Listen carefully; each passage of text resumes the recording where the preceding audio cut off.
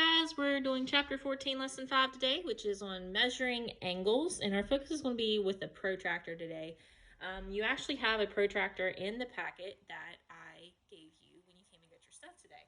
So it's a brand new protractor, brand new in the bag, so never been touched by anybody but me.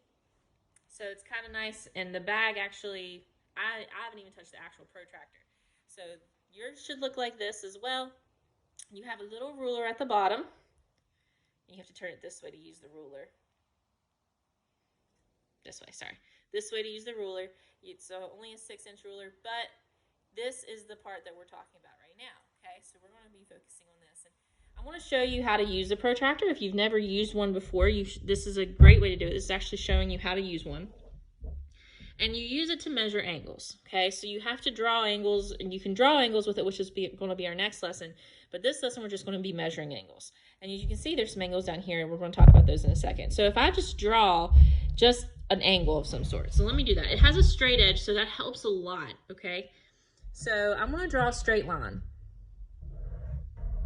Just like that. And we'll put an endpoint here. Okay, because we know, is that a line? No, that's a ray. I drew a ray because there's an endpoint with an arrow on it. And then I'm going to just draw maybe a line like this. And I'm going to say this will be an angle.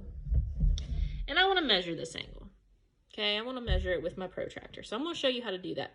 If you look, there's this little teeny tiny hole right here where the 3 is. And that hole, you're going to put on the end point, just like that.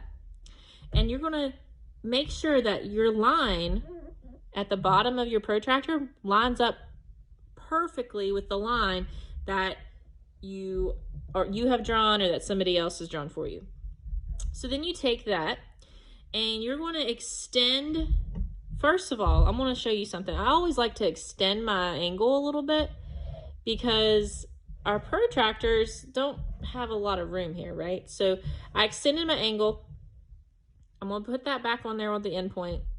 And now I can look and see exactly where my angle might be.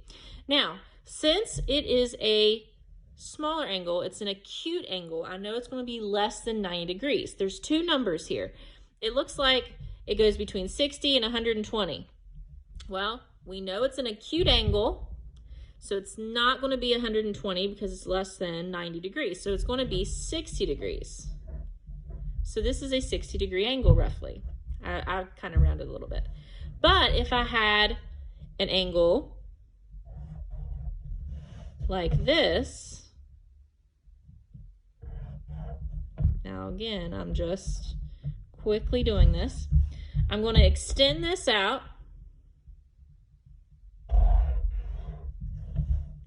And I'm going to put my endpoint in the middle. And now we have an obtuse angle.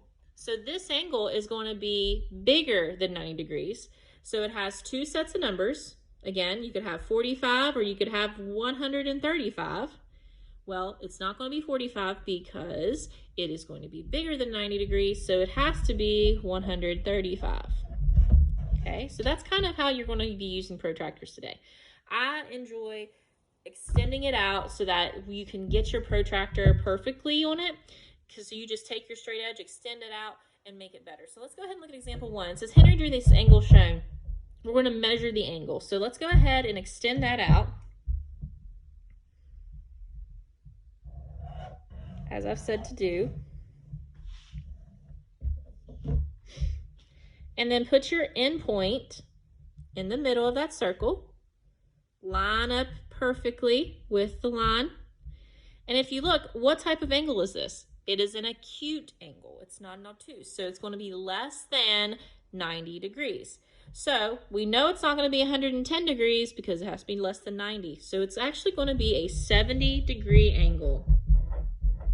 Okay, so that's how we measure things.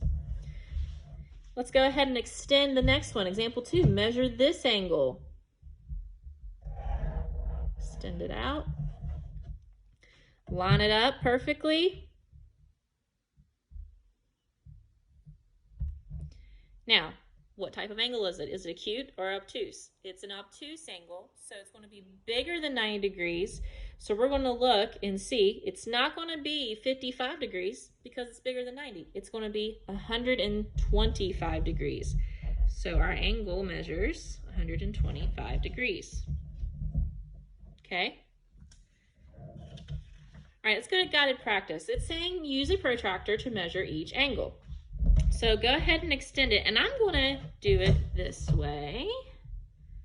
I may not have room on my paper. I didn't think about that very well. No, I got room. We're good.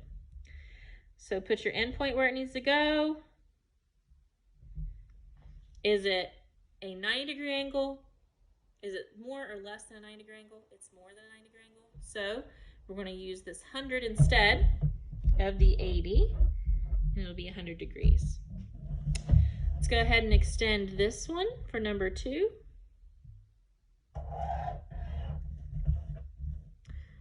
Line it up. Is it an acute or obtuse? It's an acute, so it's going to be less than 90 degrees. Sorry, I'm trying to get it lined up perfectly here. I don't think mine's exact. There we go. And it should be 78 degrees, okay? All right. Now, number 3 says measure the indicated angle in the triangle. Well, our angle is up here. Well, if you look, this kind of looks like a 90-degree angle, but we're not going to worry about that. So let's go ahead and extend our angle and then measure it. Now, is it acute or obtuse? It's acute. It's a little one. And it looks like it's going to be 45 degrees. So this is a 45-degree angle. Okay? If you have any questions on using the protractor or figuring out how to measure your angle, please let me know.